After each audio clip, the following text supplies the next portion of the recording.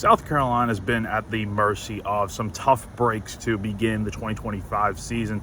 The Gamecocks have dealt with some cold weather, and they've been putting the ball in play, hitting the ball really hard throughout the first 7 games of the year. But unfortunately, like I mentioned, with the cold weather, the ball hasn't been leaving the yard as it would maybe on a nice summer day. And also, they've been hitting the ball right to anywhere where a defender seemingly is. But on Sunday in the series finale against Milwaukee, the Bats were able to break out for 14 runs in a 14-4 run rule victory in 8 innings to cap off a series sweep of the Milwaukee Panthers here at Founders Park. And as I alluded to, the offense had a really nice day at the plate. The balls were once again tagged, but this time they were finding holes and hit where any defenders weren't, and they also were able to hit a few balls out of the yard. Nolan Naraki absolutely demolished a hanging curveball and hit 425 feet near the scoreboard there behind me. It hit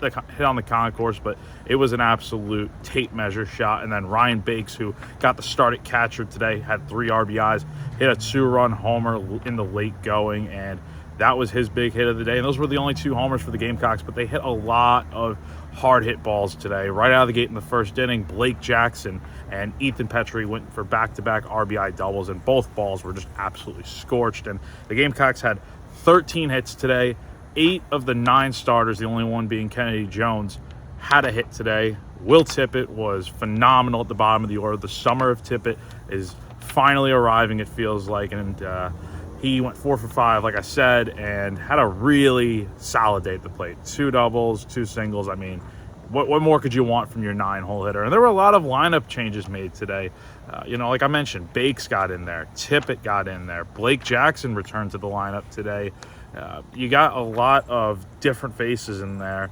Bo Holland's got a start today and had an RBI single at first base. So you moved the lineup around, and it worked out in your favor. Now, as for the pitching, it was a pretty good day overall. Got to see a lot of different guys that we haven't really seen yet this season just because the game was kind of out of hand in the last few innings. But Jake McCoy got the start on the mound today, only went 4 innings.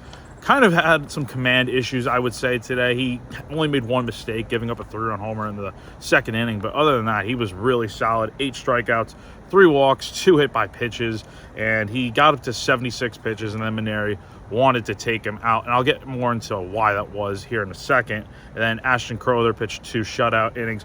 Cooper Parks gave up a home run in the 8th inning, and then Aiden Palmer was able to slam the door the rest of the way to give way for South Carolina to, walk it off in the bottom of the 8th. Now, kind of getting into what I was mentioning there with McCoy and why he came out of the game.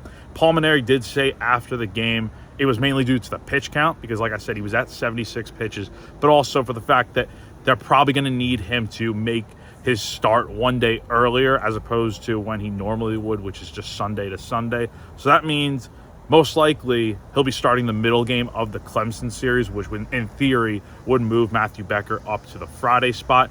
And that is to give Dylan Eskew, who has a mild strain in his rhomboid in his back area, and they're going to give him a few extra days just to kind of try to get that figured out and see what happens if he ends up starting. And we'll know the rotation for sure kind of as the week goes on. But that's the main reason why McCoy would be starting a day earlier, and we'll see what happens with Eskew. And then the other thing to note, the Gamecocks will be back in action on Tuesday to take on Gardner Webb. First pitch, 6:30 p.m. Jackson Soucy will get the start on the mound, and then Max Coffer will make his first start behind the plate. So that's all the tidbits and information to know. But if you are interested in reading what Maneri had to say or just my game story in general, go to GamecockCentral.com for all of that info. So that's going to do it for now from Founders Park. Again, South Carolina moves to 8-0 on the year after a dominant 14-4 win and series sweep of Milwaukee this weekend. For GamecockCentral.com, I'm Jack Veltri.